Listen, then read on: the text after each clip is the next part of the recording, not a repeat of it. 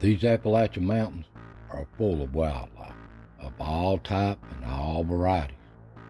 And yes, snakes is a big part of the wildlife in these mountains. It always has been.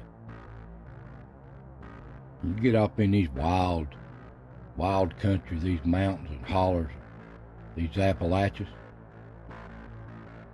and it's just so beautiful to see. But you have to be careful in the summer months, because there's always snakes here of all varieties. But the worst you got to worry about is an old copperhead. They always seem to be in these leaves, and you just got to watch for them. But the most dangerous of all the poisonous snakes in these mountains is the rattlesnake, the old timber rattler. Now, they won't bother you unless they have to. Man, they can be dangerous. Look at the size of this timber rattler. How'd you like to walk up on that? They can get awful large in these mountains. But we don't have the problem with this. This is a python down in Florida, Everglades. It's not native to this country. There's one 18 to 20 foot long. Glad we don't see that in these woods. But anyway, most of the snakes here are just friendly snakes. They won't bother you if you don't bother them. But these mountain people, they've fooled with these snakes for many a years. And a lot of them made a living off of them. So I'm going to share with you some little superstitions of these mountains and myths about snakes.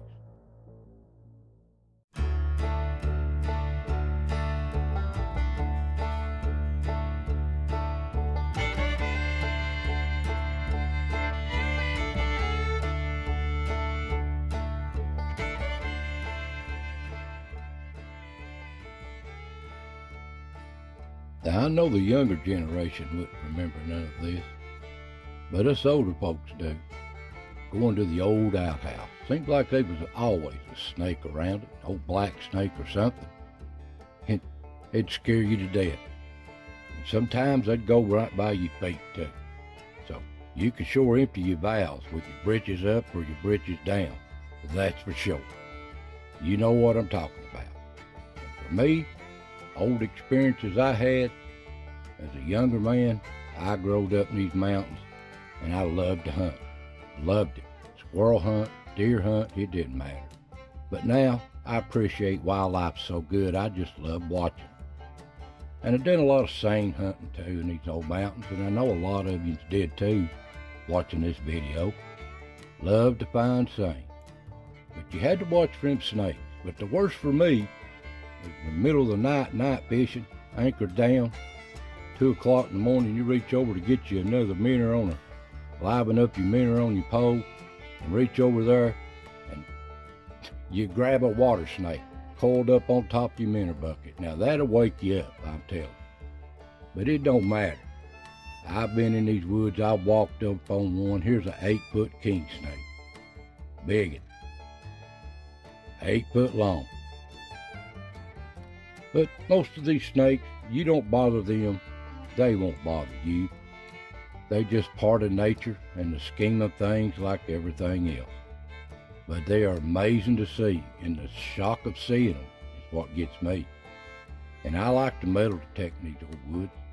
And every once in a while, I've even sat down here to scrape out a target and roll one up. Lucky it wasn't nothing big or a poisonous snake. There's one right there. And it'll scare the crap out of you once you realize what you've done. And I've even dug them up too. Here's a little old green snake. It wouldn't hurt nothing. But it's the shock of seeing them. But that's just part of nature. You're in their environment, so you will run into them. And yes, over the years, I walked up on all kinds of snakes. There's no garter snake here. Just walk on by. And I've had to kill a few copperheads over the years working and hunting. and a couple rattlesnakes, and these will scare you to death. Now, these old rattlesnakes, they say you can tell their age by the number of rattlers they got on them with a button. Some say you can, some say you can't. But they're just part of nature. Just beautiful nature of these mountains, and it's so breathtaking to see. Now, the Native Americans, these snakes to them, some of the Native American cultures thought it was an experience of fertility and personal growth, and some thought the other way. But they thought it was fertility and personal growth and spiritual because of the shedding of its skin. But some of them thought it was just the underworld too. Now, these old mountains, there's so many different superstitions of so many different subjects. And yes, they even have a subject on superstitions of snakes. So I'm going to share with you some of these superstitions.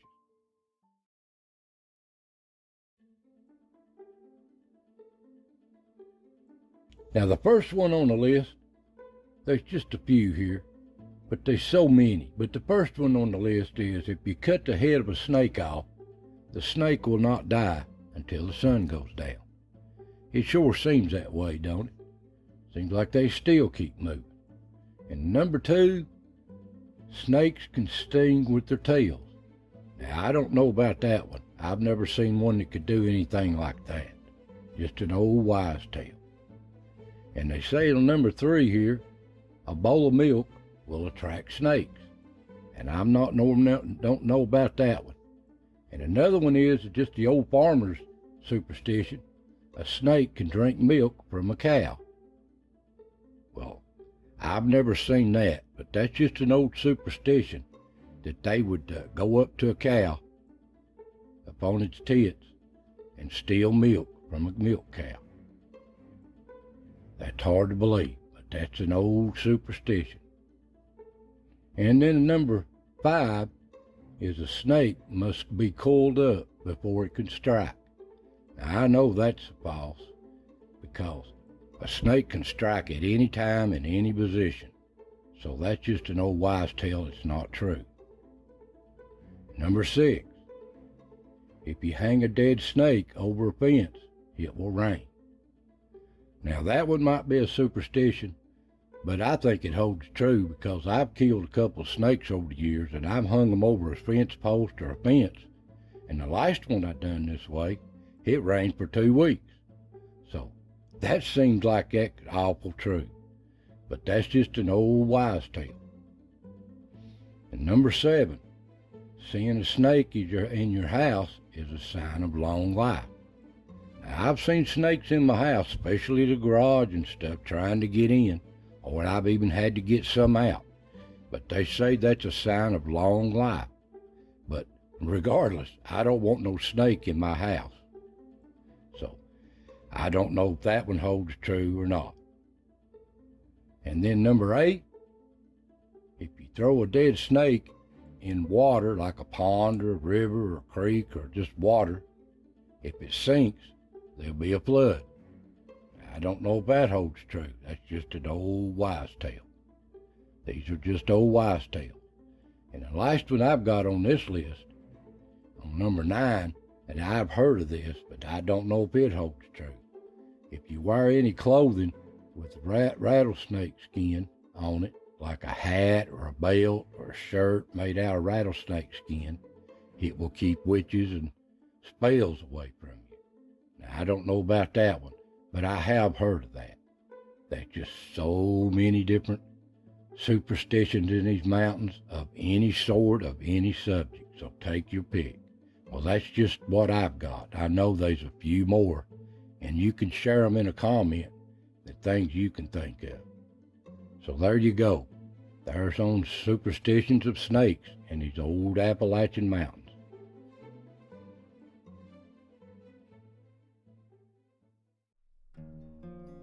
Now, most people in these mountains don't fool with snakes if they don't have to. But like I said, some people in these mountains, and have been and still do, handle these snakes. They gather them up for these churches that still handle snakes in these mountains. They have been, and they still do today if they can. And you say, what do you mean? Well, some of the holiness faiths in these mountains, in these Appalachians, handle snakes. They always have, and some still do today. But most states have outlawed this, banned it, since so many people, a few has died from these snake bites. But it still goes on today in these mountains, where it's permitted. And it was a big practice in these holiness churches, but that's their faith. And you'll say, well, Donnie, where do they get that at in the Bible? Where's this at in the Bible that would give them that faith of handling snakes? Well, a good friend of mine explained this to me. And in Mark 16, verses 17 and 18, and these signs shall follow them that believe in my name, shall cast out devils, they shall speak in new tongues, they shall take up serpents, and if they drink any deadly thing, it shall not hurt them, and they shall lay hands on the sick, and they shall recover. That's what I was told to me, is what parts of the Bible they believe this. But I was growed up like this. In Matthew 4, verse 7, Jesus said unto them, it is written again, thou shalt not tempt the Lord thy God. Now, I'm a Baptist faith. This is what we believe in. I do not believe in tempting the Lord. To me, that would be the same equivalent as stepping out in front of a semi and it not kill me. So I just don't understand that, but I'm not arguing with that. That's their faith, and I respect that. But that's the way it is in these mountains, and it's always been that way. These are God-fearing people, but they leave their faith in their own religion and their own way. Not disrespect nobody for what they believe. But there you go. These old mountains, most people are scared to death of these snakes. I know I'm surprised seeing them. But I have got a little story here video. If you haven't seen it, it's a few years old.